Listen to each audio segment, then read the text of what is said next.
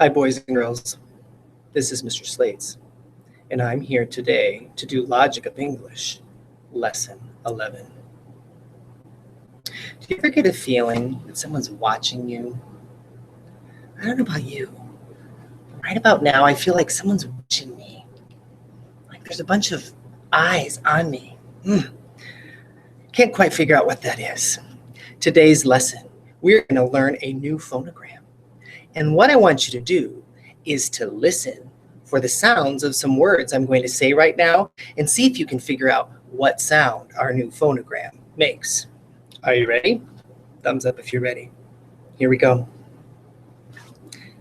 The first word is catch, fetch, gotcha, switch, and clutch. Let me say it one more time. Listen for that sound that you hear in every single one of those words. Catch, fetch, gotcha, switch, clutch.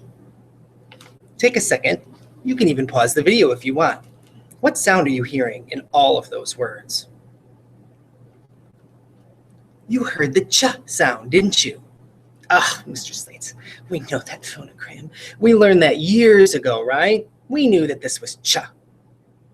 Well, guess what? There is another phonogram that makes the ch sound. And let me show it to you. This says ch. Can you say it? Ch. No. Notice. Actually, I'll put it this way. Notice. What's the same? What's different? Take a minute and talk. What's the same? What's different? Let's look at what's the same. They both have what? C and H, right? So that makes this what kind of a phonogram? Are they vowel phonograms? Consonant phonograms? R-controlled phonograms? They're consonants, right? Because look, the first letter does not start with a vowel. What else do you notice that's the same? They both make a ch sound, right? Remember, we don't go ch, ch. There's no U after any of these. We make it really quick, ch, right? What's different? This one doesn't have a T, does it? This one has a T in front. This one goes ch, k, sh. This one just goes ch. Now, question. Do you notice the t sound in ch? Let me ask it again. Do you notice a t sound in this phonogram? Ch. Look at it. No, you don't, do you? The TCH in the T makes absolutely no sound, but it works together with that CH to make a three-letter phonogram that goes ch. Now, we're going to explore the vowels in front of our TCH, which is our ch sound. So I want you to turn in your student notebooks to page 191. It looks like this. It's a big list of huge amounts of sentences. And guess what? Since I'm a teacher and I can do these things, I blew it up. It's huge. Although I don't think you can see that all that well on the video, but hopefully you can look and watch. This is what you're going to do. We're going to go through each sentence. I will do 2 with you, and then the rest you will do either as a group or as pairs or as an entire class. What I want you to do is to read the sentence and look for the word that has a ch in it. And you're going to underline the ch like we're used to doing with phonograms because we want our eyes to look at words, right? And look for those phonograms in words. So I want you to underline the TCH in all the words, which is so simple. So I don't even want to hear comments like, oh, this is so easy. Mr. Slates, why are we doing this? This is boring. Come on, this is not very difficult. Underlining a TCH, that's really not that hard. So you're going to do it. You're going to underline the TCH, but then you're going to look at the vowel right in front of the TCH. And you're going to try to figure out what sound is that vowel making. So let's remind ourselves about the vowels. Someone tell me. We have vowels in our language. What are those vowels? See if you can figure it out and pause the video and work together to figure out the vowels while I write them down.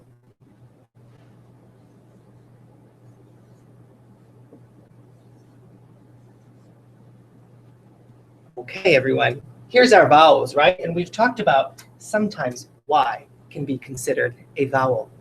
Now, we've talked about all of the sounds that these vowels make. We've even learned them from the beginning of the year, all the sounds that they make. So let's talk about the markings that we put over the top to show us which kind of vowel these make, okay? So let's look at my A. What are the three sounds? A, ah. Do you see my markings? Got some eyeballs falling off. A, ah. The broad sound, we put those two little dots over the top, don't we? What's the E? Two sounds. E. E. What's my I? I. E. Yeah. But we're not going to do the rest of the markings because that doesn't help us with this phonogram today. We're just going to stick with these two sounds. What's my O? O. Ooh. You see my two little dots? That's my third sound. Ooh. What's my U? U. Ooh. Notice I have two kind of similar sounds for my long U. All right? Here's what I want us to do. Let's look back at our student guide. Let's look at our first sentence and let's mark what sound that A is making in front of the ch. You ready? The eggs will hatch soon. I'm going to highlight hatch so maybe you can see it better on the video. And I'm going to think about it. I'm going to look at it and I'm going to think about the sound it makes. Hatch, hatch. Think about my A's. Is it going ah? Is it going A? Or is it going ah? It's going ah, isn't it? Ah. Look, even my mouth tells me that is the sound and that is the marking I'm going to make. Ah, that's smiley. I'm going to put a smiley over the top, right? Let's do our next one. Grandma put the dishes in the hutch. Hutch. So I'm going to highlight it again so you can kind of see it. And then I want you to think of the word hutch. Hutch. What should my marking be? What sound is it making?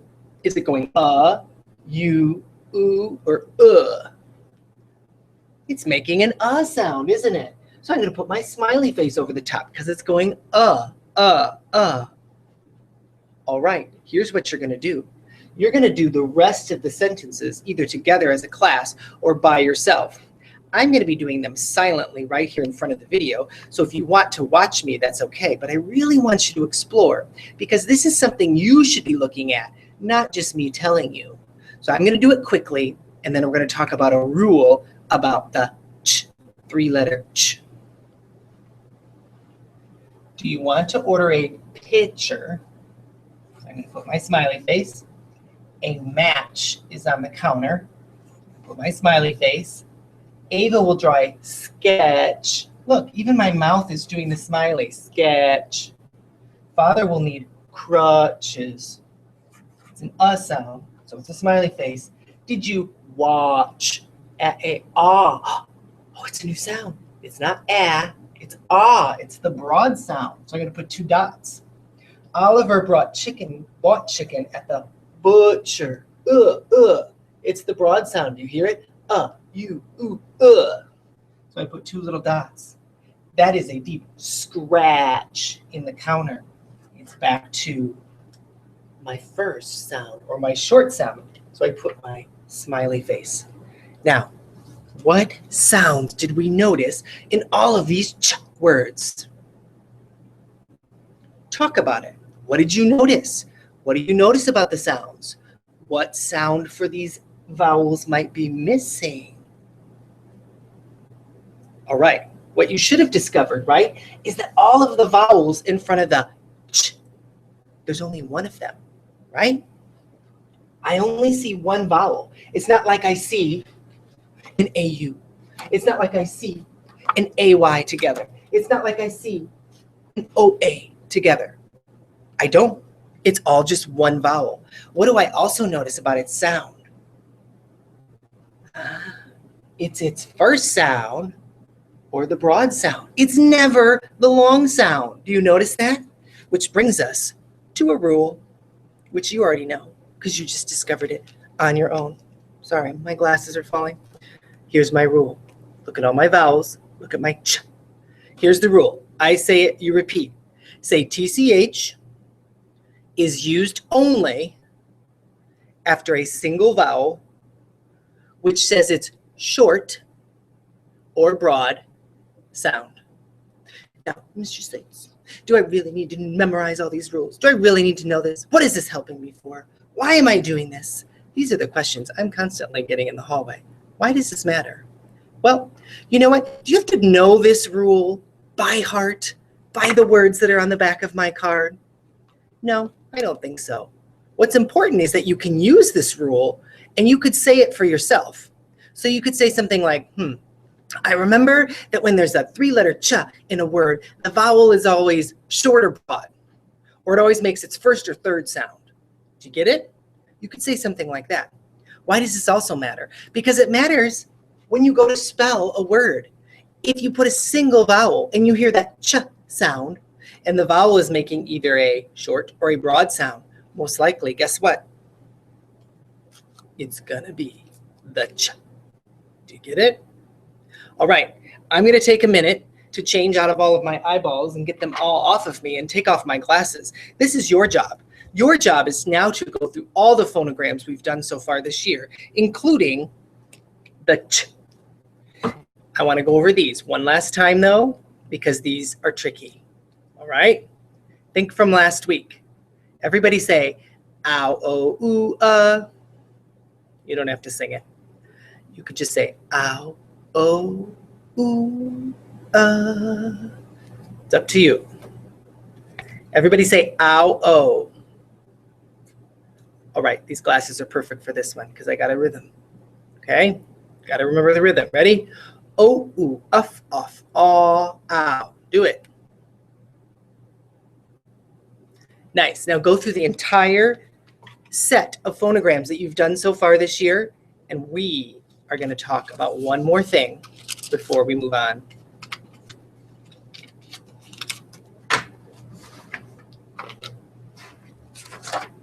Okay, I'm going to erase all of this because we are done talking about the ch. We have one more thing to discuss today. I'm still going to keep those eyeballs up there because I want you to watch and I want you to listen and think about what we're talking about. I'm going to write some words up on the board and I want you to notice what is the same about all the words. What are the sounds you're hearing? Or what are the sounds you're not hearing? Okay, ready? Talk. Walk. Chalk. I'm going to step away for a minute. I want you to look at those words and see what it is that you're noticing. Stalk.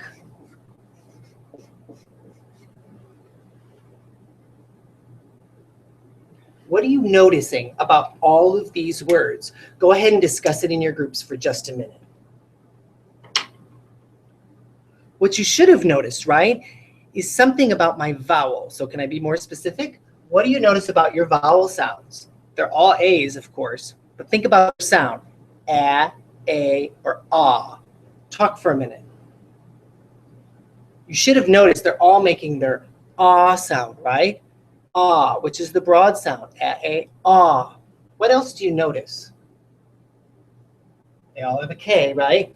They all have an LK, don't they? What did you notice about the L in these words? They make no sound, do they? They make absolutely no sound. So I need to teach you a new marking. Are you ready?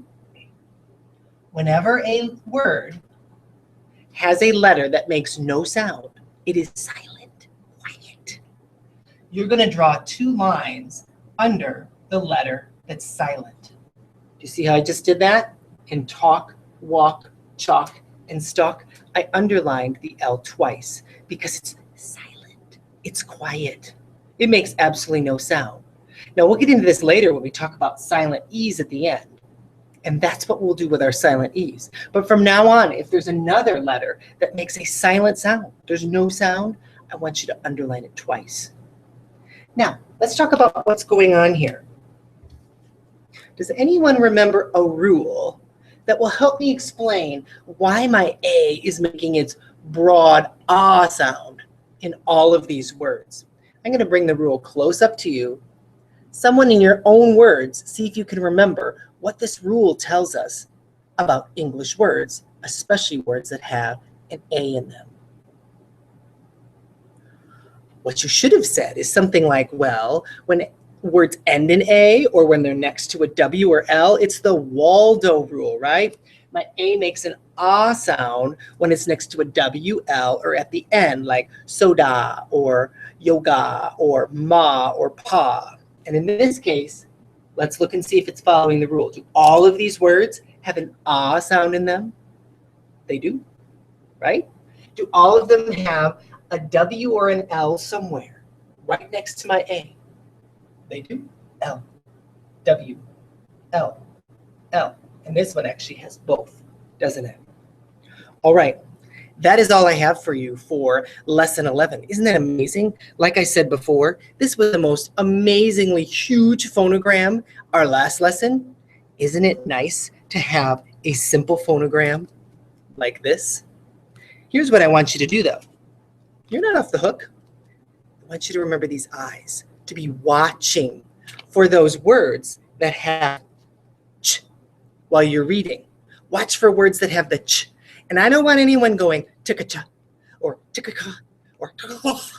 No, this is just ch. No one should be doing that T sound, should they? Because it's just ch. It's a three-letter ch. I also want you to be watching and thinking about these when you're spelling words in your journals or your writing pieces. Whenever you're about to write a word and you know it has a ch in it at the end and it's after a single vowel, I want you to experiment and try that TCH and figure out, is that the ch that's being used in this word? All right, everybody, have a great day.